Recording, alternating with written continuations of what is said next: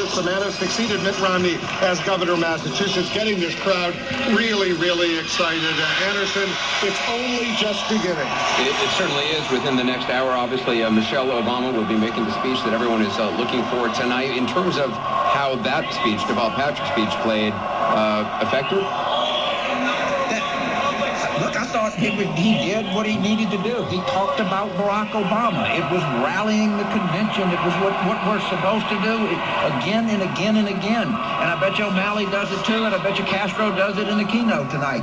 This is what the first night of a convention is supposed to be about. For the people in the hall and the people watching it, it's setting up the president. He's the guy on the ballot. I think to James' point, marketing 101, problem, solution, set up the problem that your candidate can come in at the end and solve. But this is to John's point, too, that this is a base election for the Obama people. They're really making very few efforts to reach across the middle.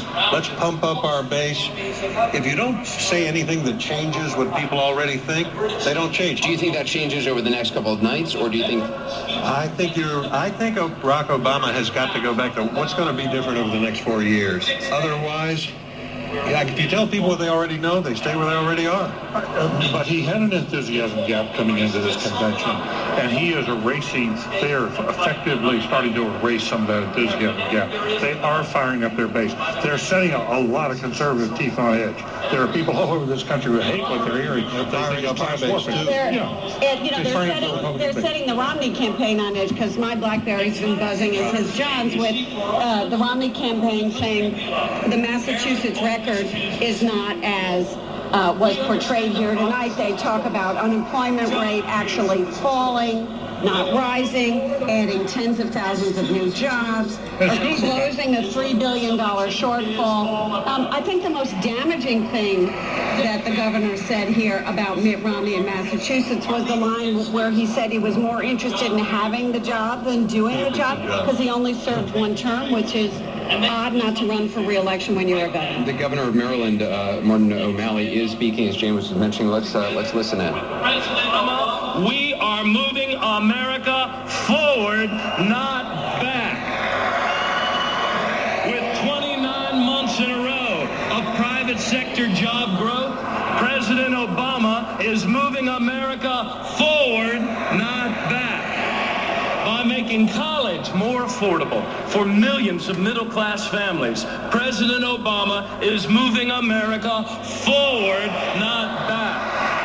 By securing the guarantee of Medicare for our seniors, President Obama is moving America forward, not back. By putting forward a concrete plan to cut waste, ask those of us at the top to pay a little more and reduce our deficit, President Obama is moving America forward, not back. And by adding American manufacturing jobs for the first time since the 1990s, President Obama is moving America forward, not back. Facts are facts. No president since Franklin Delano Roosevelt in the Great Depression inherited a worse economy, bigger job losses, or deeper problems from his predecessor. But President Obama is moving America forward, not back. And yet, Mitt Romney and Paul Ryan now say they want to take America back. And we have to ask, to what? Back to the failed policies that drove us into this deep recession? Back to the days of record job losses?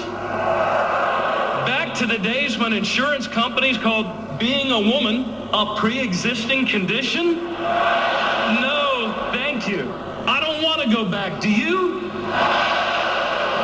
Instead of a balanced, achievable plan to create jobs and reduce the deficit, Mitt Romney puts forward a plan that would cut taxes for millionaires while raising them on the middle class. Instead of improving public safety and public education like President Obama, Mitt Romney says we need less firefighters, teachers, and police. Instead of safeguarding our seniors, Romney and Ryan would end the guarantee of Medicare and replace it with a voucher in order to give bigger tax breaks to billionaires.